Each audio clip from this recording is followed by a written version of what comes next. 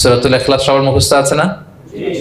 মুসলিম তো অবশ্যই, অনেক অমুসলিমেরও মুখস্থ, অনেক হিন্দুরও সূরা ইখলাস মুখস্থ আছে জানেন। অনেক হিন্দু ভাইরা একই পাড়ায় একই সাথে সমাজে থাকার কারণে তারা সূরা ফাতিহা, ইখলাস এরকম 2-4টা দোয়া কালাম সূরা এদেরও মুখস্থ থাকে। সূরাতুল ইখলাস এমন একটা সূরা যেটা অনেক অমুসলিম ভাইদেরও মুখস্থ থাকে। খুব ছোট্ট সূরা, স্রষ্টার পরিচয় যে এত সহজ ভাষায় মাত্র 4টি বাক্যে দিয়ে দেয়া যায় তার জলজন্ত প্রমাণ হচ্ছে এই সূরাতুল ইখলাস। মাত্র 4টি আয়াত। কয়টি? 4টি আয়াত দিয়ে আল্লাহ তাআলা স্রষ্টার পরিচয় খুবই চমৎকার ভাবে প্রিসাইজলি তিনি তুলে ধরেছেন। কোরআনের অনেক জায়গায় আল্লাহ তাআলা নিজের পরিচয় দিয়েছেন, যেমন সূরা বাকারার 255 নম্বর আয়াতে, মানে আয়াতুল কুরসির মধ্যে আল্লাহ তাআলা নিজের পরিচয় তুলে ধরেছেন। একটি আয়াত, 9টি বাক্য বিশিষ্ট একটি আয়াত, সেখানে আল্লাহ তাআলার পরিচয় খুব চমৎকার ভাবে পাওয়া যায়। আয়াতুল কুরসি, এটা আপনাদের মুখস্থ আছে না আয়াতুল কুরসি? ফরজ সালাতের পরে এটা পড়বেন। আল্লাহর হাবিব সাল্লাল্লাহু আলাইহি ওয়াসাল্লাম ফরজ সালাতের পরে এটা পড়তেন। তিনি বলতেন, মান কারাআ আয়াতুল কুরসি দুবুরা কুল্লি সালাতিন মাকতুবাতিন লাম ইয়ামনাহু মিন দুখুলিল জান্নাতি ইল্লাল মাউত। ফরজ সালাতের পরে যে আয়াতুল কুরসি তেলাওয়াত করবে তার জান্নাতে যাওয়ার ক্ষেত্রে আর কোনো বাধা থাকে না, মৃত্যু ছাড়া।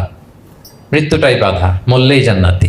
আয়াতুল কুরসির ভেতরে আল্লাহ তাআলা ওনার পরিচয় তুলে ধরেছেন খুবই সংক্ষিপ্ত ভাবে, এক আয়াতে আল্লাহর পরিচয়। তারপর সূরা হাশরের শেষ 3 আয়াতে আল্লাহ তাআলা নিজের খুব চমৎকার পরিচয় তুলে ধরেছেন। তারপরে এই সূরা ইখলাসের মধ্যে আল্লাহ তাআলা আরো সংক্ষিপ্ত পরিসরে, ভেরি প্রিসাইজলি, মাত্র ছোট্ট ছোট্ট 4টা আয়াতে নিজের পরিচয় তুলে ধরেছেন। তো কিভাবে আল্লাহ তাআলা নিজের পরিচয় আমাদের সামনে পেশ করলেন, আমরা সেটাই আজকে শুনবার চেষ্টা করবো ইনশাআল্লাহ। সূরাতুল ইখলাস আপনারা কি জানেন এটা কোরআনের কততম পারায় অবস্থিত? 30তম পারায়। এবং এই সূরাটি মাক্কি সূরা। কি সূরা? কোরআনের সর্বশেষ পারায় অবস্থিত 30তম পারায়।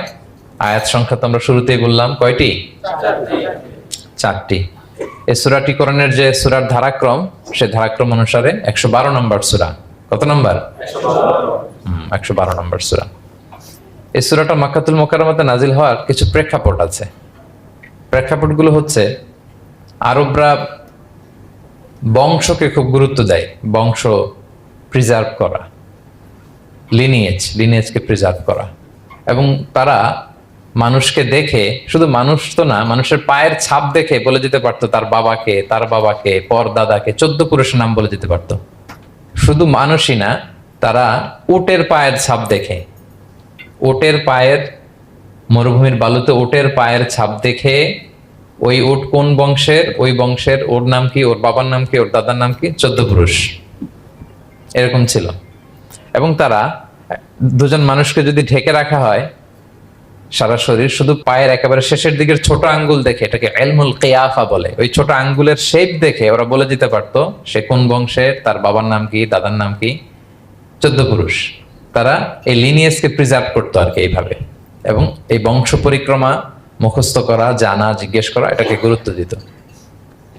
তো তারা আল্লাহকেও আমাদের মতো এরকম একজন সত্তা ভেবে আল্লাহ হাবিব সাল্লাল্লাহু আলাইহি ওয়াসাল্লামকে জিজ্ঞেস করতেছে যে, ইদান খালাকাল্লাহু কুল্লা শাই ফামান খালাকাল্লাহ। মুহাম্মদ, তুমি তো বলো যে আল্লাহ নাকি সব সৃষ্টি করেছে, তো আল্লাহকে কে সৃষ্টি করেছে? অথবা বলো যে আল্লাহর বাবাকে, আল্লাহর দাদাকে, আল্লাহর পরদাদাকে, আল্লাহর বংশটা বলো। তো তখন তাদের এই প্রশ্নের জবাবে আল্লাহ তাআলা সূরাতুল ইখলাস নাজিল করেন যে, কুল হুয়াল্লাহু আহাদ। হে নবী, আপনি বলুন আল্লাহ হচ্ছেন এক, অদ্বিতীয়, ইউনিক, অ্যাবসলিউট। আল্লাহুস সামাদ, তিনি হচ্ছেন সামাদ, তিনি কারো প্রতি নির্ভরশীল নন, অমুখাপেক্ষী। লাম ইয়ালিদ ওয়া লাম ইউলাদ, তিনি কাউকে জন্ম দেনও নাই, আবার তিনি কারো কাছ থেকে জন্ম নেনও নাই। ওয়া লাম ইয়াকুল লাহু কুফুয়ান আহাদ, তার সমকক্ষ, তার মতো, তার সিমিলার মহাবিশ্বে দ্বিতীয় কেউ নাই। সুবহানাল্লাহ। এটা হচ্ছে শানে নুজুল, কোন প্রেক্ষাপটে নাজিল হয়েছে, এটা হচ্ছে একটা বর্ণনা। আরেক বর্ণনা এসছে, মক্কার মুশরিকরা জিজ্ঞেস করতে আরম্ভ করলো, ইয়া মুহাম্মদ, আমরা জানি মানুষ মাটির তৈরি, ফেরেশতারা নূরের তৈরি, মানে আলোর তৈরি, এরপর জিনেরা আগুনের তৈরি, আল্লাহ কিসের তৈরি? আল্লাহ তাআলার বাইয়িন লানা জিনসা রাব্বিক, তোমার আল্লাহর জিন্স বর্ণনা করো, সে কোত্থেকে আসছে, কি দিয়ে, কোন জিন্স থেকে, মানে কোন জিনিস থেকে তৈরি? তখন আল্লাহ তাআলা এই সূরাটা নাজিল করলেন, কুল হুয়াল্লাহু আহাদ আল্লাহুস সামাদ লাম ইয়ালিদ ওয়া লাম ইউলাদ ওয়া লাম ইয়াকুল লাহু কুফুয়ান আহাদ। এইভাবে অনেকগুলো বর্ণনা পাওয়া যায়। যে এরকম এরকম প্রেক্ষাপটে যখন রাসূল সাল্লাল্লাহু আলাইহি ওয়াসাল্লামকে তারা এই সমস্ত প্রশ্ন জিজ্ঞেস করে, তখন তাদের প্রশ্নের জবাব স্বরূপ আল্লাহ তাআলা 4 আয়াত বিশিষ্ট এই সূরাটি নাজিল করেন। তাহলে সূরার কোন প্রেক্ষাপটে কোন সিচুয়েশনে সূরাটা নাজিল হলো এটা সবার কাছে ক্লিয়ার না এখন? এই সূরার কিছু ফজিলত পাওয়া যায়। আপনারা তো সূরার নাম শুনেছেন সূরাতুল ইখলাস। ইখলাস শব্দের অর্থ হচ্ছে সিনসিয়ারিটি, আন্তরিকতা বা একনিষ্ঠতা। যেহেতু এই সূরায় একনিষ্ঠতার সাথে আল্লাহর তাওহীদের ঘোষণা দেওয়া হয়, এজন্য এই সূরার নাম হচ্ছে সূরাতুল ইখলাস। আবার এই সূরাকে সূরাতুত তাওহীদও বলে, যেহেতু আল্লাহর একত্ববাদের ঘোষণা এই সূরায় দেওয়া হচ্ছে, ওয়াননেস অফ গড। আবার এই সূরার একটা নাম হচ্ছে সূরাতুল মারিফা, যেহেতু এই সূরা মারিফা মানে জানা বা চেনা। যেহেতু এই সূরা পড়ার মধ্য দিয়ে আল্লাহর পরিচয় জানা যায়, আল্লাহকে চেনা যায়, এজন্য সূরার নাম সূরাতুল মারিফা। আচ্ছা, এই সূরার অনেক ফজিলত আছে, অনেক ফজিলত। আমরা কয়েকটা ফজিলত আপনাদের সামনে শেয়ার করবো ইনশাআল্লাহ। এই সূরার 1 নম্বর ফজিলত হচ্ছে রাসূল সাল্লাল্লাহু আলাইহি ওয়াসাল্লাম বিভিন্ন সুন্নত নামাজের দ্বিতীয় রাকাতে এই সূরাটা পড়তেন। যেমন ফজরের 2 রাকাত সুন্নত আছে না, ফজরের 2 রাকাত সুন্নতের দ্বিতীয় রাকাতে রাসূল সাল্লাল্লাহু আলাইহি ওয়াসাল্লাম এটা পড়তেন। প্রথম রাকাতে সূরা কাফিরুন, দ্বিতীয় রাকাতে সূরা ইখলাস এটা পড়তেন। মাগরিবের নামাজের যে সুন্নাত, সেই সুন্নাতেরও দ্বিতীয় রাকাতে আল্লাহর হাবিব সাল্লাল্লাহু আলাইহি ওয়াসাল্লাম এই সূরাটা পড়তেন। তাওয়াফ করার পরে 2 রাকাত নামাজ পড়তে হয়, জানেন? ওই 2 রাকাত নামাজে রাসূল সাল্লাল্লাহু আলাইহি ওয়াসাল্লাম প্রথম রাকাতে সূরাতুল কাফিরুন, দ্বিতীয় রাকাতে সূরাতুল ইখলাস পড়তেন। বিতিরের সালাতের শেষ রাকাতে আল্লাহর হাবিব সাল্লাল্লাহু আলাইহি ওয়াসাল্লাম সূরাতুল ইখলাস পড়তেন। এই মর্মে অনেকগুলো হাসান হাদিস আছে। তাহলে কখন কখন সূরাতুল ইখলাস পড়তেন রাসূল সাল্লাল্লাহু আলাইহি ওয়াসাল্লাম, কোন নামাজে? ক্লিয়ার না? ফজরের 2 রাকাত সুন্নত নামাজের শেষের রাকাতে, মাগরিবের 2 রাকাত সুন্নত নামাজের শেষের রাকাতে, তাওয়াফের পরে যে 2 রাকাত পড়তে হয় শেষের রাকাতে, বিতিরের সালাতের শেষ রাকাতে। এই সূরাটাকে আল্লাহর হাবিব সাল্লাল্লাহু আলাইহি ওয়াসাল্লাম সুলুসুল কোরআন বলেছেন, 1/3 অফ দ্য কিতাব, কোরআনের 3 ভাগের 1 ভাগ। সূরাতুল ইখলাস তা'দিলু সুলুসাল কোরআন, সূরা ইখলাস হচ্ছে কোরআনের 3 ভাগের 1 ভাগ। তার মানে আপনি যদি একবার সূরা ইখলাস পড়েন, কয় পারা তেলাওয়াতের সওয়াব? 2 বার পড়লে, 3 বার পড়লে, 3 বার পড়লে 1 খতম কোরআনের সওয়াব। আলহামদুলিল্লাহ। কেউ কেউ বলেন যেহেতু আল্লাহর একত্ববাদের কথাবার্তা কোরআনে 1/3 মানে 1/3 জুড়ে আছে, সেহেতু সূরাতুল ইখলাস সুলুসুল কোরআন মানে হচ্ছে যে কোরআনের 3 ভাগের 1 ভাগে আল্লাহ যা নিয়ে কথা বলেছে সূরাতুল ইখলাসের ভিতরেই সেটা সংক্ষেপে চলে আসছে। এজন্য এটাকে বলা হয় 1/3 অফ দ্য বুক, কোরআনের 3 ভাগের 1 ভাগ। এটার আরেকটা, এই হাদিসটা মুতাওয়াতির হাদিস, সূরাতুল ইখলাস তা'দিলু সুলুসাল কোরআন, এটা এমন সংখ্যক, বেশি সংখ্যক সাহাবী প্রতিটি জেনারেশনে বর্ণনা করেছে, সাহাবী, তাবি, এই হাদিসের ব্যাপারে কোনো ডাউট তৈরি হয় না, কোনো সাসপিশন তৈরি হয় না। খুবই ভ্যালিড এই হাদিসটা, যে এটা কোরআনের 3 ভাগের 1 ভাগ। আচ্ছা, আল্লাহর হাবিব সাল্লাল্লাহু আলাইহি ওয়াসাল্লাম আরেকটা হাদিসে এসেছে, এক সাহাবীকে কোবা পল্লীতে ইমাম করে পাঠিয়েছেন। মদিনা মসজিদে নববীর পাশে একটা মসজিদ আছে, মসজিদে কোবা, সেই মসজিদের ইমাম করে এক সাহাবীকে পাঠিয়েছেন। ওই সাহাবীর একটা অভ্যেস ছিল, উনি প্রত্যেক রাকাতে সূরা ফাতিহার পরেই আগে সূরা ইখলাস পড়তেন। ধরেন প্রথম রাকাতে সূরা ফাতিহার পরে ইখলাস, এরপর একটা সূরা পড়তেন। দ্বিতীয় রাকাতে সূরা ফাতিহার পরে আবার সূরা ইখলাস, এরপর একটা সূরা পড়তেন। ধরেন যে জুমার নামাজ 2 রাকাত, উনি ফাতিহার পরে প্রথমে কোন সূরাটা পড়ে নিতেন, এরপরে অন্য যে কোনো একটা সূরা। দ্বিতীয় রাকাতে সূরা ফাতিহার পরে কোন সূরাটা প্রথমে পড়ে নিতেন? ইখলাসের। এইটাই ওনার স্বভাব। প্রত্যেক নামাজে যদি কোনো ইমাম সাহেব শুধু সূরা ইখলাস পড়ে, একটু খারাপ লাগবে না আমাদের? ওনার মুসল্লিদেরও তাই লেগেছে। ওনারা জিজ্ঞেস করলেন, তুমি এটা কেন করো? এরকম না করে স্বাভাবিকভাবে পড়ো। তো উনি বললেন, না, আমি এইভাবেই পড়বো, আমি যেভাবে পড়তেছি এইভাবেই পড়বো, পড়লে পড়ো, না হলে তোমাদের হিসাব তোমাদের। তো তারা যে রাসূল সাল্লাল্লাহু আলাইহি ওয়াসাল্লামের কাছে বিচার দিল যে, ইয়া রাসূলুল্লাহ, দেখেন একজন ইমাম আপনি আমাদের জন্য নির্ধারণ করেছেন, উনি প্রত্যেক রাকাতে সূরা ইখলাস পড়ে, ইন এভরি সিঙ্গেল রাকা সূরা ইখলাস পড়ে। তো রাসূল সাল্লাল্লাহু আলাইহি ওয়াসাল্লাম তাকে ডাকলেন, ডেকে বললেন, ঘটনা কি? তুমি নাকি এরকম করো, প্রত্যেক রাকাতে ফাতিহার পরে আগে ইখলাস দিয়ে শুরু করো, কেন করো? সে বলতেছে, ইয়া রাসূলুল্লাহ, হ্যাঁ আমি আসলে এমনটা করে, কারণ আমি এই সূরাটাকে বড্ড ভালোবাসি। কারণ ফিহি সিফাতুর রহমান, এই সূরার ভেতরে আল্লাহর পরিচয় মেলে, আল্লাহর পরিচয় পাওয়া যায়, যেন সূরাটাকে আমি বড্ড ভালোবাসি। রাসূল সাল্লাল্লাহু আলাইহি ওয়াসাল্লাম বললেন, ঠিক আছে, তোমার অভ্যাসের পরিবর্তন করার দরকার নাই, হুব্বুকা ইয়াহা ইউদখিলুকাল জান্নাহ, এই সূরার প্রতি তোমার এই ভালোবাসাই তোমাকে জান্নাতে প্রবেশ করাবে। সুবহানাল্লাহ। আরেক বর্ণনায় এসেছে, তুমি যেমনি আল্লাহর পরিচয় থাকার কারণে সূরাটাকে ভালোবাসো, আল্লাহ জানিয়েছেন যেন তোমাকে জানাই আল্লাহও তোমাকে ভালোবাসে। ফিহি সিফাতুর রহমান, এই সূরার ভেতরে রহমানের পরিচয় পাওয়া যায়, আল্লাহ সুবহানাহু ওয়া তাআলার পরিচয় পাওয়া যায়। তো এই জন্য উনি প্রত্যেক রাকাতে সূরা ইখলাস পড়তেন। আরেকটা হাসান পর্যায়ের হাদিসে পাওয়া যায়, নবম হিজরিতে আল্লাহর হাবিব সাল্লাল্লাহু আলাইহি ওয়াসাল্লাম তাবুক যুদ্ধে অংশগ্রহণ করেছিলেন। আপনারা তাবুক যুদ্ধের নাম শুনেছেন? হ্যাঁ, নিশ্চয়ই শুনেছেন, যারা ইসলামের ইতিহাস, ইসলামের বায়োগ্রাফি নিয়ে পড়াশোনা করেছেন। তাবুক হচ্ছে অনেক দূরে মদিনা থেকে, খুব কষ্টের সফর ছিল। তখন খেজুর পেকে সবার ঘরে খেজুর, পাকা খেজুর উঠাতে হবে, আবার প্রচন্ড গরম, আবার সফরের দূরত্ব অনেক বেশি। এই সফরে মূলত কোনো যুদ্ধ সংগঠিত হয়, তাবুক যুদ্ধে কোনো যুদ্ধ হয় নাই। কয়েক সপ্তাহ লাগছে যেতে, কয়েক সপ্তাহ ফিরতে, এতটুকুই। জাস্ট কে পাক্কা ইমানদার আর কারা মুনাফেক, হিপোক্রিট, এটাকে ক্লিয়ার করার জন্য আল্লাহ তাআলা এই যুদ্ধের আহ্বান জানিয়েছেন যে যাও, অ্যাটাক করো, তাবুকে যাও। বিশাল বাহিনী, প্রায় বিশাল একটা বাহিনী যে তাবুকে চলে গেল। রাসূল সাল্লাল্লাহু আলাইহি ওয়াসাল্লাম যখন তাবুক যুদ্ধে ছিলেন, এই অভিযানে ছিলেন, তখন মদিনায় এক সাহাবী ইন্তেকাল করেন, নাম হচ্ছে মুআবিয়া ইবনে মুআবিয়া আল মুজহানি। তো উনি ইন্তেকাল যখন করলেন, রাসূল সাল্লাল্লাহু আলাইহি ওয়াসাল্লাম তো এত দূর থেকে এটা জানতেন না। জিবরাইল আলাইহিস সালাম এসে বললেন, ইয়া রাসূলুল্লাহ, মদিনাতে আপনার সাহাবী মুআবিয়া ইন্তেকাল করেছে। মুআবিয়া ইবনে আবি সুফিয়ান একজন সাহাবী আছে, উনি নয়, মুআবিয়া ইবনে মুআবিয়া আল মুজহানি। তখন বললেন, ইয়া রাসূলুল্লাহ, আপনি এই 30,000 সাহাবী নিয়ে এখানেই মরুভূমির মধ্যেই তার গায়েবানা জানাজা পড়েন, আমরাও আছি আপনার সাথে, আমরাও শরীক হব। রাসূল সাল্লাল্লাহু আলাইহি ওয়াসাল্লাম এত দূরে তাবুক থেকেই মুআবিয়া ইবনে মুআবিয়া আল মুজহানি রাদিয়াল্লাহু তাআলা আনহুর গায়েবানা জানাজায় শরীক হলেন। এই গায়েবানা জানাজায় সাহাবাদের সাথে ফেরেশতারাও শরীক হয়েছিলেন, দুই কাতারে, পেছনে দুই কাতার, প্রতি কাতারে 70,000 ফেরেশতা। জানাজা শেষে, দোয়া শেষে আল্লাহর হাবিব সাল্লাল্লাহু আলাইহি ওয়াসাল্লাম বললেন যে, জিবরিল, ঘটনা কি? মুআবিয়ার এত স্ট্যাটাস, এত মর্যাদা, কি কারণে তুমি দুই কাতারে 70,000 হলে 1,40,000 বিশাল ফেরেশতাদের বহন নিয়ে তুমি জানাজায় জয়েন করলে, কারণ কি? কি তার মর্তবা? তো জিবরাইল আলাইহিস সালাম বললেন, ইয়া রাসূলুল্লাহ, আপনার সাহাবী মুআবিয়ার বৈশিষ্ট্য ছিল তিনি কাইমান আও কাঈদান, দাঁড়িয়ে অথবা বসে, মাশিয়ান আও রাকিবান, আরোহণ অবস্থায় অথবা চলন্ত অবস্থায়, উঠতে বসতে চলতে ফিরতে সব সময় সে পড়তে থাকতো কুল হুয়াল্লাহু আহাদ আল্লাহুস সামাদ লাম ইয়ালিদ ওয়া লাম ইউলাদ ওয়া লাম ইয়াকুল লাহু কুফুয়ান আহাদ। এই সূরাটা ছিল তার ডেইলি ওজিফা, সব সময় উঠতে বসতে চলতে ফিরতে কোন সূরা পড়তো? সূরা ইখলাস পড়তো।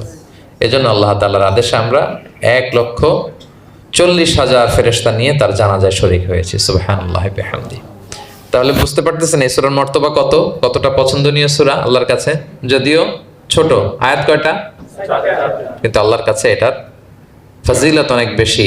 প্রিয় ভাইরা, শুধু এখানেই শেষ নয়, আল্লাহর হাবিব সাল্লাল্লাহু আলাইহি ওয়াসাল্লাম সকালে, সন্ধ্যায়, ফজরের পরে, মাগরিবের পরে এবং বিছানায় ঘুমোতে যাওয়ার আগে তিনি সূরাতুল ইখলাস, সূরা ফালাক, সূরা নাস পড়ে হাতের মধ্যে ফু দিতেন, দুই হাত একসাথে মিলিয়ে এরকম ফু দিয়ে মাথা থেকে বডিতে যতটুকু সম্ভব তিনি মাসে করতেন। 3টা সূরাই শুরু হয়েছে কুল দিয়ে, এজন্য 3 সূরাকে একসাথে বলে কুল আস-সালাসা, মানে 3 কুল। এই 3 কুল তিনি ফজরের পর, মাগরিবের পর আর বিছানায় ঘুমোতে যাওয়ার আগে পরে হাতে ফু দিয়ে সারা গায়ে মেসেজ করতেন। আপনারা করেন? হ্যাঁ, অভ্যাসটা, ওজিফাটা আছে তো আপনাদের? না, করবেন এটা। এটা special protection, you will get a special protection from আল্লাহ সুবহানাহু ওয়া তাআলা। অনেকে দেখবেন ব্ল্যাক ম্যাজিক করে, ব্ল্যাক ম্যাজিক কিন্তু সত্য, ম্যাজিক করে, সেহের করে আপনাকে দুর্বল করে ফেলবে। স্বয়ং আল্লাহর হাবিব সাল্লাল্লাহু আলাইহি ওয়াসাল্লামকে সেহের করা হয়েছিল।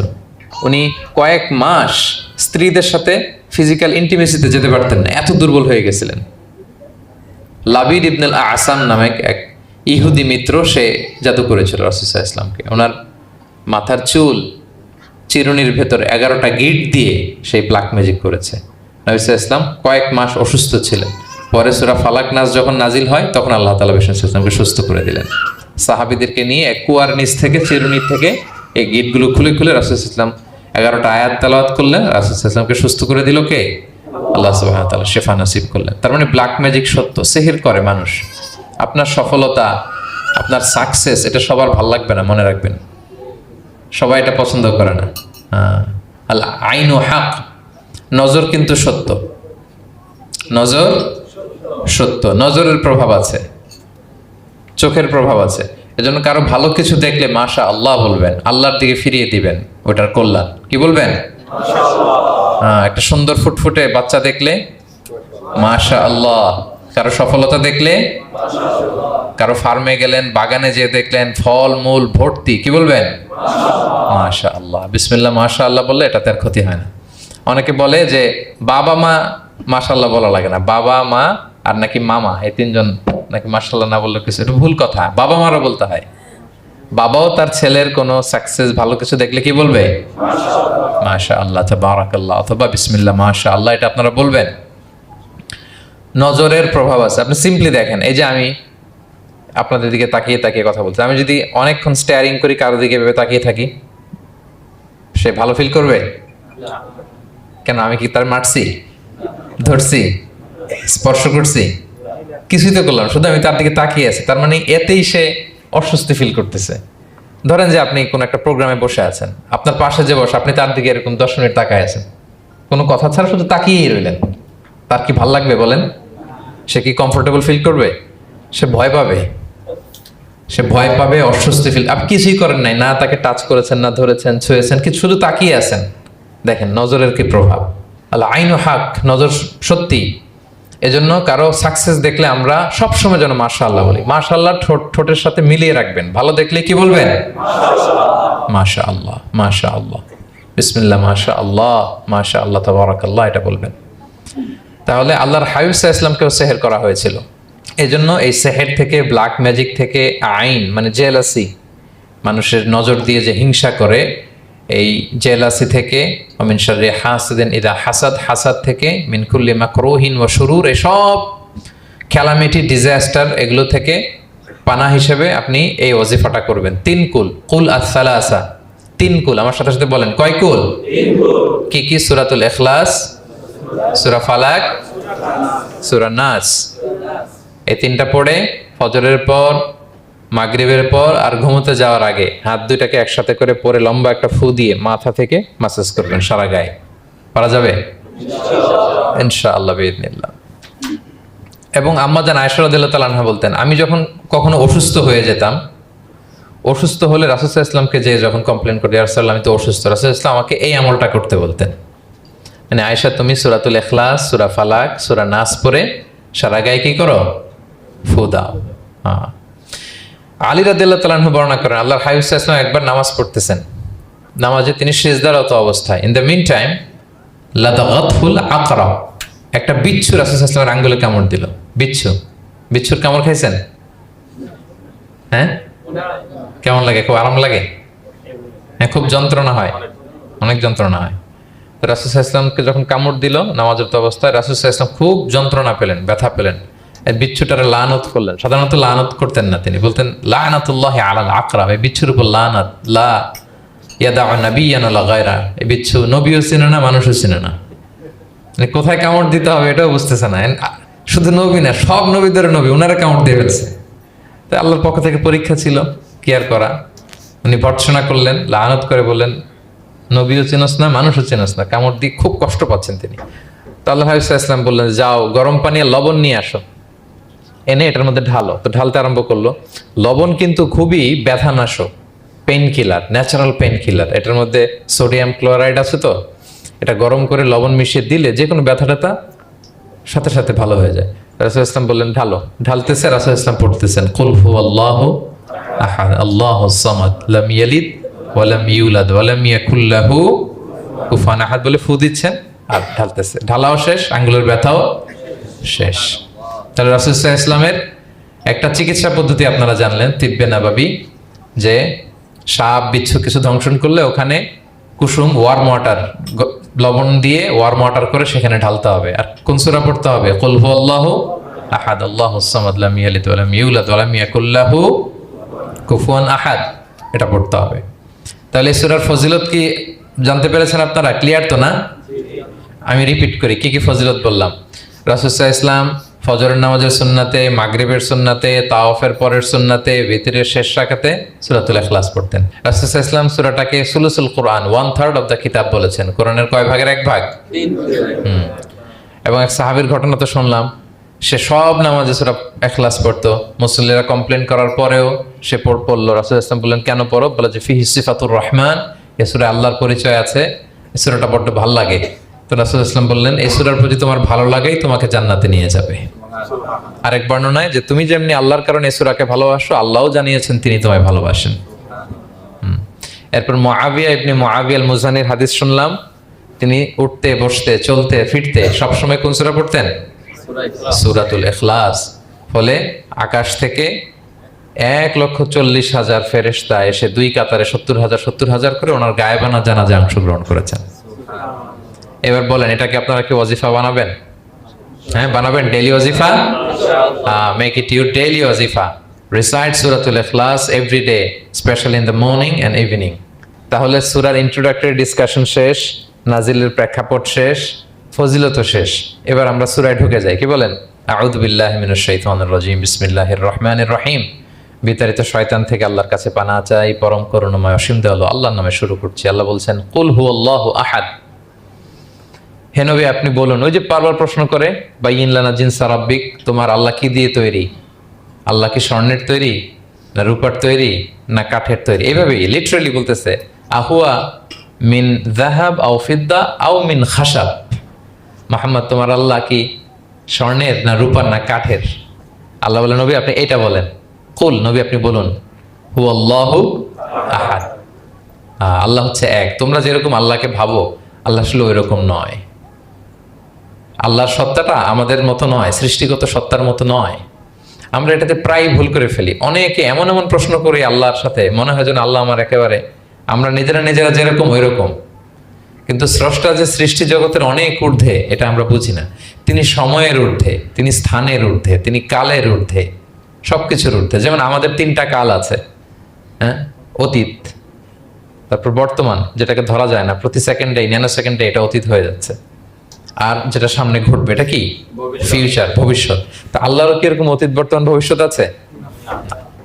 সময়টা আমাদের জন্য, উনি তো সময়ের স্রষ্টা, ওনার সাথে আপনি সময় সেট করতে পারবেন না, উনি সময়ের ঊর্ধ্বে। ফলে উনি এই ইবলিস যে আদেশ ভঙ্গ করা, আদম আলাইসাল্লাম এবং হাওয়া আলাইসাল্লাম পৃথিবীতে আসা, নূহ, দাউদ, হুদ, সালেহ থেকে শুরু করে এই একের পর এক নবী, শেষ নবী, বর্তমান সময়, ভবিষ্যৎ, দাজ্জাল, কিয়ামত, সব তিনি অ্যাট এ গ্ল্যান্সে দেখেন, একবারে ওনার চোখের সামনে। আমাদের মতো অতীত বর্তমান ভবিষ্যৎ ওনার নাই। আমরা যেমনি ভাব প্রকাশের জন্য ভাষা লাগে, এই যে আমি বাংলায় কথা বলতেছি আপনারা বুঝতেছেন, হ্যাঁ, মালাইরা যারা মালাইতে কথা বলে, ইংলিশরা ইংরেজিতে কথা, চাইনিজে কথা বলে, ভাষা, উনি ভাষার স্রষ্টা, ফলে ওনার ভাষাও লাগে না। কিন্তু উনি বোঝানোর জন্য একটা ভাষা ইউজ করে আমাদের জন্য সহজ করে দিয়েছেন। একটা ভাষায় না বললে তো আমরা বুঝবো না, ফলে উনি আরবি ভাষায় কোরআনটাকে নাজিল করেছেন যাতে আমরা বুঝি। কিন্তু উনি ভাষার মুখাপেক্ষী না, ওনাকে সময়, কাল, ভাষা কোনো কিছু দিয়ে বাধা যায় না, উনি সবকিছুর ঊর্ধ্বে, সবকিছুর ঊর্ধ্বে। এবং আল্লাহ কোথায় আছেন? আমরা বলি যে আরশের উপরে আছেন। সেখানে ওই এরিয়াটা হচ্ছে লা জামান লা মাকান, ওখানে সময়, তারপর কাল, এগুলো ওখানে যায় না। আল্লাহর সাথে প্রশ্নগুলো একেবারেই অবান্তর। ফলে আমরা যে প্রশ্নগুলো হুট করে না বোঝার কারণে করে ফেলি, যেহেতু আমাদের খুব সীমিত জ্ঞান, ফলে আমরা সৃষ্টির সাথে স্রষ্টাকে গুলিয়ে ফেলি। কিন্তু উনি কিন্তু আমাদের মতো নন। এজন্য আল্লাহ বলেন যে আমাকে জিজ্ঞেস করে যে আমি লোহার তৈরি, না স্বর্ণের তৈরি, না রূপার তৈরি, নাকি পাথরের তৈরি বা কাঠের তৈরি, তুমি বলো কুল হুয়াল্লাহু আহাদ। হে নবী আপনি বলুন আমি হচ্ছি এক, একক, অদ্বিতীয়। আরবিতে এক, এক বলতে আরবিতে ওয়াহেদ শব্দ ব্যবহার করে, আহাদ ব্যবহার করা হয় না। ব্যক্তির গুণ হিসেবে কখনো আহাদ ব্যবহার করা হয় না। এটা কেবলমাত্র শুধুমাত্র একমাত্র আল্লাহ তাআলার জন্য ব্যবহার করা হয়, তিনি আহাদ। আহাদ কারণ ওয়াহেদ শব্দের ওয়াহেদাতুন হয়, মানে পুরুষবাচক হয়, স্ত্রীবাচক হয়, কিন্তু আহাদের আর কিছু হয় না, আহাদ আহাদি। আল্লাহ শব্দটাই এরকম, আল্লাহ শব্দটাই এরকম। যেমন ঈশ্বরের ঈশ্বরী হয়, ভগবানের ভগবতী হয়, গডের গডেস হয়। আল্লাহর এরকম স্ত্রীবাচক কিছু আছে? কিছু নাই। আল্লাহ বলেন ইন্নানি আনাল্লাহু লা ইলাহা ইল্লা আনা ফা'বুদনি ওয়া আকিমিস সালাতা লিযিকরি। নিশ্চয় আমি আল্লাহ। মুসা আলাইহিস সালামকে প্রথম যে প্রত্যাদেশ, রেভেলেশন দিয়েছিলেন মুকাদ্দাসে তুয়ার পাশে, তুর পাহাড়ের পাদদেশে, ওখানে প্রথম মুসা আলাইহিস সালাম আল্লাহর সাউন্ড তখন তিনি শুনেছিলেন, এবং আল্লাহর সাউন্ডটাও আমাদের সাউন্ডের মতো নয়। যেমন আমি এদিক থেকে কথা বললে আপনি এই পাশ থেকে শুনবেন, এদিক থেকে কথা বললে এদিক থেকে আমাকে ডাক দিলে এদিকে, তার মানে আমি দিকের সাথে সম্পৃক্ত। আল্লাহর এটা এরকম না। মুসা আলাইহিস সালাম তিনি যখন আল্লাহর কথা শুনলেন, তিনি বললেন যে একটা সাউন্ড শুনলাম, এটা চারদিক থেকে শোনা যায়, চারদিক থেকে শোনা যায়। এবং তিনি ওনার প্রেগনেন্ট স্ত্রীকে নিয়ে মাদিয়ান ক্রস করে ইজিপ্টের বর্ডারে ঢুকবেন। ইন দ্য মিন টাইম আল্লাহ তাআলা ওই সময়টাকে চুজ করেছেন যে তাকে এখন নবী বানাবো, তাকে রেভেলেশন দিব। তো তিনি দেখলেন যে ইন্নী আনাস্তু নারান, আমি ওই যে লাআল্লি আতিকুম মিনহা বিকাবাসিন আও আজিদু আলান নারি হুদা, স্ত্রীকে দাসীকে বললেন যে একটু বসো, প্রচন্ড ঠান্ডা, ওই যে আগুন দেখা যায়, মনে হয় কেউ আগুন পোহাচ্ছে, আমি একটু আগুন নিয়ে আসি মশাল দিয়ে, তোমাদের আরাম লাগবে, একটু ওয়ার্ম আপ হবে। তো আগুনের কাছে যেয়ে দেখে সামনে যত যায় আগুন তত পেছায়, এবং আগুনটা সাধারণ আগুন না, একটা গাছ থেকে আগুন বেরোচ্ছে, কিন্তু ওই গাছের পাতা জ্বলে না, ডাল জ্বলে না, কিছুই হয় না। আসলে এটা আগুন না, এটা আল্লাহর নূর। আল্লাহর নূর সেখানে ফোকাস দেওয়া হয়েছে। আল্লাহর নূরও আমাদের নূরের মতো না। নূর মানে লাইট, নূর মানে কি? লাইট। সো এই যে আমরা যে লাইট দেখি, এই লাইটের মতো না। কারণ আল্লাহর এই নূরের কাবার দেয়া হচ্ছে আবার নূরের পর্দা দিয়ে।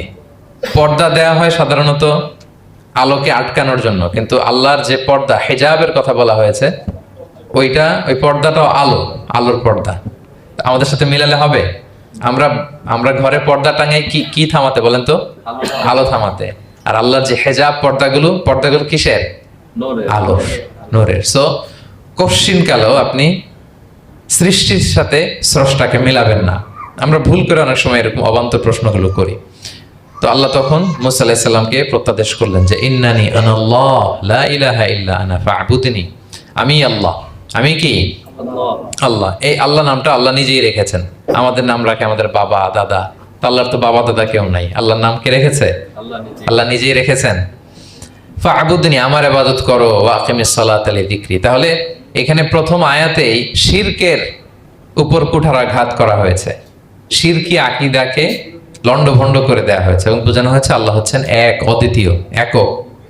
কারণ আমরা যত ইবাদত করি, এর মধ্যে যদি শিরকের স্পর্শ থাকে, আমাদের ইবাদত ভ্যানিশ হয়ে যাবে, এটার কোনো দাম নাই। লা ইন আশরাকতা লা ইয়াহবাতান্না আমালুক ওয়া লা তাকুনান্না মিনাল খাসিরিন। আল্লাহ বলেন যদি শিরক করো তাহলে তোমার সব আমল বাতিল হয়ে যাবে, তোমার রোজা, নামাজ, হজ, যাকাত, জিকির কিছু থাকবে না। এজন্য শিরক যাতে কখনো আমাদের না হয়, শিরকের সাথে যেন আমাদের সম্পর্ক না থাকে। ইন্নাল্লাহা লা ইয়াগফিরু আন ইউশরাকা বিহি ওয়া ইয়াগফিরু মা দুনা যালিকা লিমান ইয়াশা। আল্লাহ সব মাফ করেন, কিন্তু শিরকের গুনাহ মাফ করেন না। কি মাফ করে না? শিরকের গুনাহ। হ্যাঁ, এজন্য শিরকের সাথে আমাদের কোনো সম্পর্ক নাই। দেখেন, আমরা যখন নামাজে দাঁড়াই, আমরা তাকবীরে তাহরিমা বাঁধার পরে কি পড়ি? ওয়াজ্জাহতু ওয়াজহিয়া লিল্লাযী ফাতারাস সামাওয়াতি ওয়াল আরদা হানিফা ওয়া মা আনা মিনাল মুশরিকিন। দেখেন, নামাজে দাঁড়ালে আগে ক্লিয়ার করে নিতে হয় যে আল্লাহ ওমা আনা মিনাল। এই যে লক্ষ লক্ষ হাজী সাহেবরা যায় ইজহার রেদা পরে, ওখানে কি পড়ে? লাব্বাইক আল্লাহুম্মা লাব্বাইক লাব্বাইক লা শারীকা লাক লাব্বাইক। আগে হিসাব ক্লিয়ার যে আল্লাহ শিরকের সাথে ছিটেফোঁটা সম্পর্ক আমাদের নাই। আমরা একনিষ্ঠভাবে তোমার ইবাদত করি। তাহলে সূরাতুল ইখলাস বেসিক্যালি তাওহীদের একনিষ্ঠ ঘোষণার নাম, যেটার প্রথম আয়াত আল্লাহ তাআলা নবীকে বললেন যে হে নবী, আপনি আমার পরিচয় দিয়ে দেন। আপনি বলুন কুল হুয়াল্লাহু আহাদ, আমি এক, একক, অদ্বিতীয়। কুল হুয়াল্লাহ, নবী আপনি বলুন তিনি হচ্ছেন আল্লাহ এবং তিনি হচ্ছেন আহাদ। আল্লাহ নামটার অনেক ভাবে কোরআনে পরিচয় দিয়েছেন। আল্লাহ, আলিফ লাম, লাম আলিফ ছাড়া, লিল্লাহ দিয়ে, লাম ছাড়া, লাহু দিয়ে, আপনি যেভাবেই বলবেন সেভাবে আল্লাহর পরিচয় পাওয়া যায়। লিল্লাহি মা ফিস সামাওয়াতি ওয়া মা ফিল আরদ, কোরআনের অনেক আয়াতে এসেছে।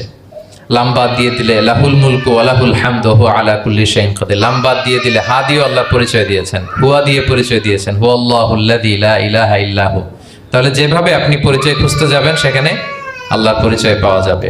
আল্লাহ তাআলা বলছেন হুয়াল আউয়ালু ওয়াল আখিরু ওয়াল যাহিরু ওয়াল বাতিন ওয়া হুয়া বিকুল্লি শাইইন আলিম। তিনি প্রথম, তিনি শেষ, তিনি প্রকাশ্য, তিনি গোপন। তিনি প্রথম মানে কি? তিনি সূচনাহীন অতীত থেকে আছেন। দেখেন, আমাদের সাথে মিলে না।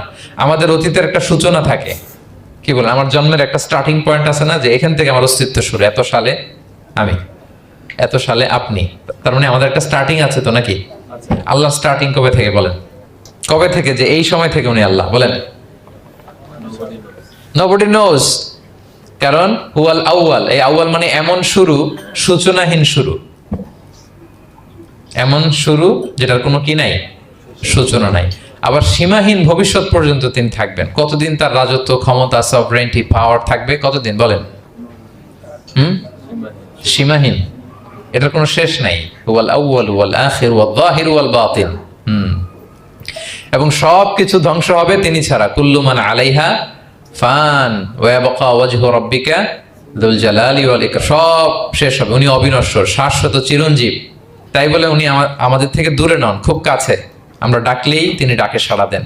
আমাদের সবকিছু তিনি দেখেন, অবজার্ভ করেন, মনিটর করেন। ওয়া নাহনু আকরাবু ইলাইহি মিন হাবলিল ওয়ারিদ।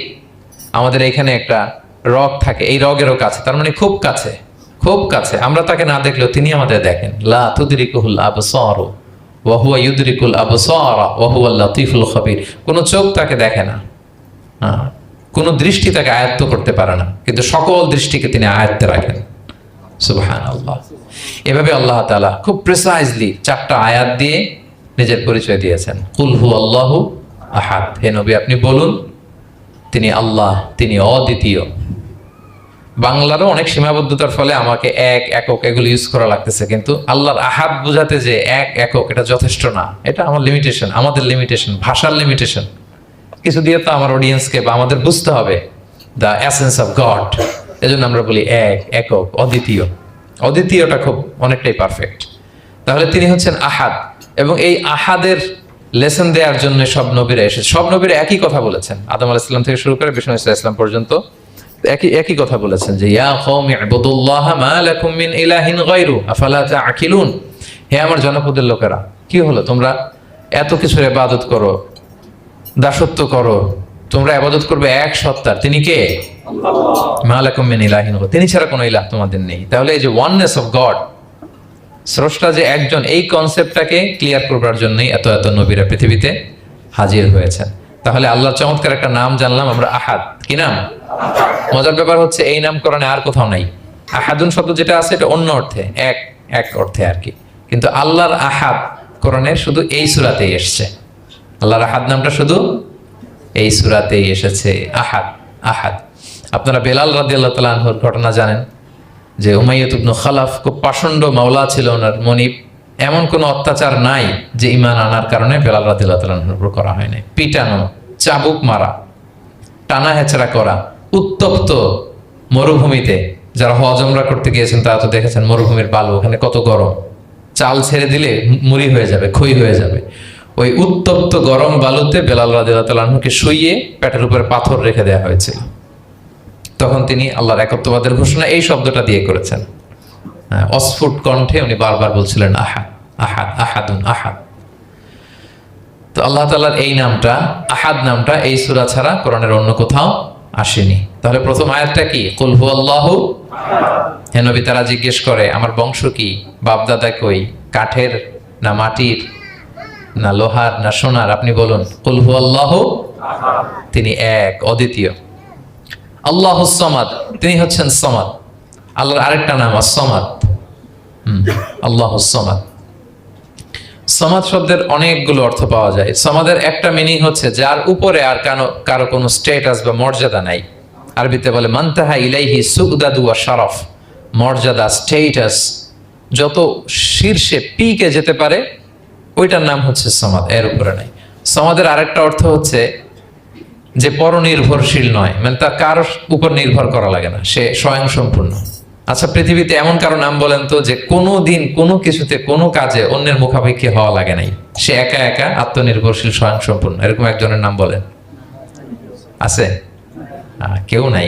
কোনো না কোনো ভাবে আপনি পাওয়ারফুল কারো কথা বলবেন, এত আরো নির্ভরশীল। এরা রাস্তা দেখায় না দিলে চলতেও পারে না, কোন দিকে যাইতে হবে এটা বলার জন্য 10 জন থাকে। এর ওয়াশরুমে নিয়ে যেতে হয় 10 জনের, এর এই সাপোর্ট, ওই সাপোর্ট, এই প্রোটোকল, অনেক কিছু, এর লোক লাগে আরো বেশি। তার মানে সাহায্য ছাড়া চলতে পারে এমন কোন সত্তা পৃথিবীতে নাই। একটা সত্তা যার কারো কোনো সাহায্য লাগে না, যার কারোর প্রতি কোনো নির্ভরতা নাই, কারো কাছে ঠেকা নাই, গোটা বিশ্ব তার কাছে ঠেকা। তিনি কে? আল্লাহ। তার নাম সামাদ। তার নাম কি? আল্লাহুস সামাদ। অমুখাপেক্ষী, অ্যাবসলিউটলি ইন্ডিপেন্ডেন্ট। কখনো কোনো কাজে তার কারো কাছে যেতে হয় না, কারো উপর ভরসা করতে হয় না, কারো প্রতি তার কোনো ঠেকা নাই, সব গোটা দুনিয়া তার কাছে ঠেকা, তার কাছে ফরিয়াদ করে, তার দিকে ঝুঁকে পড়ে আসতে বাধ্য, ওই সত্তার নাম হচ্ছে সামাদ। সামাদ ক্লিয়ার সবার কাছে? আল্লাহ তাআলা বলছেন ইয়া আইয়ুহান নাসু আনতুমুল ফুকারাউ ইলাল্লাহ ওয়াল্লাহু হুয়াল গনিয়ুল হামিদ। ওহে মানুষেরা, তোমরা হচ্ছে ফকির। ফকির বিমানা মুফতাকির ইলাল্লাহ, মানে মুখাপেক্ষী কার দিকে? ফুকারা ইলাল্লাহ ওয়াল্লাহু হুয়াল গনিয়ুল হামিদ। কিন্তু আল্লাহ কারো প্রতি মুখাপেক্ষী নন। গানি, তিনি প্রাচুর্যশীল, হামিদ, সপ্রশংসিত। সবাই তার কাছে ফরিয়াদ করে, তিনি কারো কাছে ফরিয়াদ, সবাই তার কাছে চায়, তিনি কারো কাছে চাওয়া লাগে না, সবাই তার কাছে মুখাপেক্ষী, তিনি কারো প্রতি মুখাপেক্ষী। তার নাম সমাদ। তার নাম কি? তাহলে সমাদ ক্লিয়ার? হ্যাঁ। লাম ইয়ালিদ ওয়ালাম ইউলাদ। লাম ইয়ালিদ, তিনি কাউকে জন্ম দেননি। ওয়ালাম ইউলাদ, তিনি নিজেও জন্ম নেন নাই। সুবহানাল্লাহ, দেখেন কত সহজে পরিচয়। তিনি কাউরে জন্ম দেনও নাই, জন্ম নেনও নাই। সুবহানাল্লাহ, আমাদের ধর্ম যে কত সুন্দর, এক আল্লাহর দিকে আমাদেরকে রেফার করা হয়েছে। অন্যান্য ধর্মের দিকে দেখেন কি আজীব কথা। খ্রিস্ট ধর্মে বলে আদম আলাইহিস সালাম পাপ করছে, ওই পাপের কারণে আমরা সবাই নাকি পাপী, জন্মাইলেই নাকি পাপী। ইসলাম বলে আমরা জন্মগ্রহণ করি মাসুম অবস্থায়, নিষ্পাপ। কিন্তু খ্রিস্টানরা কি বলে? আমরা পাপ নিয়ে জন্মাই, ফলে খোদার ছেলের দুনিয়াতে আসা লাগছে, এসে সবার পাপ নিজের কাঁধে নিয়ে শুলে চড়ছে, এরপরে খোদার সাথে যে বসে আছে। এটা হচ্ছে খ্রিস্ট ধর্মের কথা। অন্যান্য অনেক ধর্মে দেখেন ল্যাংটা বাবার কাছে যে মাথা নোয়াতে হয়। এরকম অনেক ধর্ম দেখছেন যে লোকটার চুলে জট বাঁধা, দাড়িতে জট বাঁধা, একেবারে উলঙ্গ, তার কাছে যে সবাই এরকম হাত পাতে। দেখছেন? দেখেন না আপনারা? নাকি শুধু আমি একাই দেখলাম? দেখছেন সবাই? আছে, কিন্তু আমি ধর্মের নাম বলতেছি না, কোনো ধর্মকে ছোট করা যাবে না, কিন্তু এরকম আছে। তো দেখেন কি সমস্ত অদ্ভুত নিয়ম কানুন। আগুন নিয়ে ওইখানে দৌড়াইতে হয়, করতে হয়, কিন্তু আমাদের এক সত্তার কাছে আমরা চাই। কোনো ভায়া লাগে না, মিডিয়েটর লাগে না, মধ্যস্থতাকারী লাগে না। আল্লাহ বলে ডাকার সাথে সাথে তিনি ডাকে সাড়া দেন। লাম ইয়ালিদ ওয়া লাম ইয়াকুল লাহু, জন্ম দেনও নাই, জন্ম নেনও নাই। মুশরিকরা বলতো আল মালাইকাতু বানাতুল্লাহ, তারা বলতো ফেরেশতারা নাকি আল্লাহর মেয়ে। নাউযুবিল্লাহ। ওয়া ক্বালাতিল ইয়াহুদু উযাইরুন ইবনুল্লাহ, ইহুদিরা বলতো উযাইর আলাইহিস সালাম আল্লাহর ছেলে। ওয়া ক্বালাতিন নাসারা আল মাসীহ ইবনুল্লাহ, আর খ্রিস্টানরা বলে ঈসা মাসীহ, ঈসা আলাইহিস সালাম উনি নাকি আল্লাহর ছেলে। নাউযুবিল্লাহ। আল্লাহ সবগুলো ভ্রান্ত ধারণার কবর রচনা করেছেন এই আয়াত দিয়ে। লাম ইয়ালিদ ওয়া লাম ইউলাদ, না না, এগুলো ভুল। ক্লিয়ার কাট শুনে রাখো, কান খাড়া করে জেনে রাখো। লাম ইয়ালিদ ওয়া লাম ইউলাদ, তিনি কাউকে জন্ম দেনও নাই, তিনি কারো কাছ থেকে জন্ম নেনও নাই। ইমাম আবু বকর আল বাকিল্লানি একজন বড়, অনেক বড় একজন দার্শনিক ছিলেন এবং তর্কবাগীশ ছিলেন, ইরাকের। নাম শুনেছেন কেউ? আবু বকর আল বাকিল্লানি। তো উনি কারোর সাথে তর্ক লাগলে উনি খ্রিস্ট ধর্মের কত লোককে যে শাহাদা পড়াইছেন ওনার এই যৌক্তিক আলোচনা দিয়ে, তর্ক দিয়ে। সুবহানাল্লাহ। এক খ্রিস্টান পাদ্রী ওনারে প্রশ্ন করলো, তোমরা মুসলমানরা খুব রেসিস্ট। উনি বললেন কেন? বলছে তোমরা খ্রিস্টান মেয়ে বিয়ে করতে পারো, ইহুদি মেয়ে বিয়ে করতে পারো, মুসলিম কিন্তু ইহুদি মেয়ে, খ্রিস্টান মেয়ে শর্ত সাপেক্ষে, কিছু শর্ত আছে, ওই আলোচনা যাচ্ছেন, শর্ত সাপেক্ষে বিয়ে করতে পারে আহলি কিতাব হলে। কিন্তু কোন খ্রিস্টানরা মুসলিম মেয়ে আমাদের মেয়েদেরকে বিয়ে করতে পারবে না, কোন ইহুদি আমাদের মেয়েকে বিয়ে করতে পারবে না। তো বলে তোমরা খুব রেসিস্ট, তোমরা আমাদের মেয়ে না, ওকে তোমাদের মেয়ে আমাদেরকে দাও না। তো তিনি বলেন তোমরা তো ইহুদি, তোমাদের নবী হচ্ছে মুসা আলাইহিস সালাম, ওনাকে তো আমরা মানি, ওনার কথা তো কোরআনে আছে, এজন্য তোমাদের মেয়েকে বিয়ে করতে পারি। আর খ্রিস্টানদের নবী হচ্ছে ঈসা আলাইহিস সালাম, ওনাকেও মানি, ওনার মায়ের নামে বিশাল সূরাই আছে, সূরা মারিয়াম, আর ওনার ব্যাপারে হাজার শত শত আয়াত, তো এই জন্য তোমার খ্রিস্টানদের মেয়ে বিয়ে করতে পারি। তোমরা তো আমাদের নবী মুহাম্মদ সাল্লাল্লাহু আলাইহি ওয়াসাল্লামকে মানো না। মুহাম্মদ সাল্লাল্লাহু আলাইহি ওয়াসাল্লাম যে শেষ নবী, এটা তোমরা মানো, মানার সাথে সাথে মুসলমান হয়ে যাবে, এরপর আমাদের মেয়েকেও তোমরা বিয়ে করতে পারবে। তো এভাবে উনি এমন ভাবে উত্তর দিতেন, ফাবুহিতাল্লাযী কাফার, কোনো একেবারে লাজবাব হয়ে যেত। তো ওনার নাম যখন ছড়ালো, ইরাকের মুসলিম বাদশাহ ওনাকে কনস্টান্টিনোপলে পাঠাবেন, যেখানে রোমান এম্পায়ার। তো রোমান এম্পায়ার এরাও খুব প্রস্তুতি নিয়ে আছে যে আবু বকর আল বাকিল্লানিকে ডিল করা অনেক কঠিন, সে আসতেছে, তার সাথে কিভাবে কি করা যায়। তো আপনারা জানেন যে খ্রিস্ট সমাজের নিয়ম হচ্ছে রাজার দরবারে ঢুকতে গেলে কুর্নিশ করে ঢোকা লাগে। কি করে? মাথা নত করে, এরকম নিচের দিকে করে রুকুর মতো করে এরপরে ঢোকা লাগে। তো এখন তারা প্ল্যান করতেছে যে আবু বকর বাকেল্লানি তো জীবনে আমার কুর্নিশ করবে না, এটা তো আমার জন্য অপমান হয়ে যাবে, কি করা যায়। তো রাজার এক বড় উজির সে প্ল্যান করলো, একটা কাজ করেন, রাজ দরবারে তাকে যখন ঢুকানো হবে তার জন্য একটা স্পেশাল গেট বানানো হবে, দরজাটা ফুল হবে না, হাফ হবে, অর্ধেক। তো অর্ধেক দরজা দিয়ে যখন সে ঢুকবে, সে তো বাধ্য মাথা নিচু করে ঢুকতে হবে, তাহলে রুকু হয়ে গেল, কুর্নিশ আপনাদের দেওয়া হয়ে গেল। বলে এই তো চমৎকার বুদ্ধি, ঠিক আছে একটা ছোট্ট দরজা বানাও। তো বানাইছে। উনি যখন কনস্টান্টিনোপলে পৌঁছলেন, ওনাকে নিয়ে আসালো রাজদরবার, বলতেছে এটা দিয়ে ঢুকতে হবে, আমাদের সবার ঢুকেন। তো সবাই এরকম মাথা নিচু করে ঢুকছে। উনি দেখেই বুঝছে এটা তো কৌশল করছে আমার সাথে। তো উনি মাথা নিচু করছেন, কিন্তু এমনি না, উল্টা হয়ে উনি মাথাটা পিছনে দিয়ে, বুঝতে পারছেন, উনি অ্যাবাউট টার্ন হয়ে ঢুকতে তো হবে, পিঠটারে রাজার দিকে দিয়ে, নিতম্বটাকে রাজার দিকে দিয়ে, তারপরে উনি রুকু দিছে, উল্টা রুকু। তো এক হিসেবে কুর্নিশ হয় না, বরং আরো রাজাকে কি হয়েছে, ইনসাল্ট করা হয়েছে। রাজা তো রেগে মেগে আগুন। সবাই রাজা বলছে জানতাম ও এরকম কিছু একটা করবে। মানে এমন ভাবে উনি বুদ্ধি বের করে ওনার সাথে আর পারা যায়। কেন ওনার কথা আনলাম এই জন্য, সেখানে যেও উনি পুরো রাজ দরবারকে তাক লাগিয়ে দিলেন এইভাবে। উনি দেখেন যে কনস্টান্টিনোপলের রোমান এম্পায়ারের পাশে পোপ বসা। পোপ চেনেন তো, মানে তৎকালীন খ্রিস্টান সবচেয়ে বড় পাদ্রী। তিনি যে বলতেছে কাইফা হালুক ইয়া কাহানাতুল মা'বাদ ও কাইফাল আহল ও কাইফাল আওলাদ, যে বলতেছে আরে সম্মানিত পোপ, আপনি কেমন আছেন, আপনার বউ কেমন আছে, আপনার সন্তান কেমন আছে। এই কথা শুনে রাজা রেগে মেগে আগুন। এই আবু বকর বাকেল্লানি, এত বড় সাহস, তুমি জানো না উনি পোপ? পোপদের বিয়ে করা নিষেধ, তারা এত পবিত্র, তাদের স্ত্রী হয় না, তাদের সন্তান হয় না। একজন পবিত্র সত্তার সন্তান থাকে কি করে, স্ত্রী থাকে কি করে, তারা আমাদের পোপ।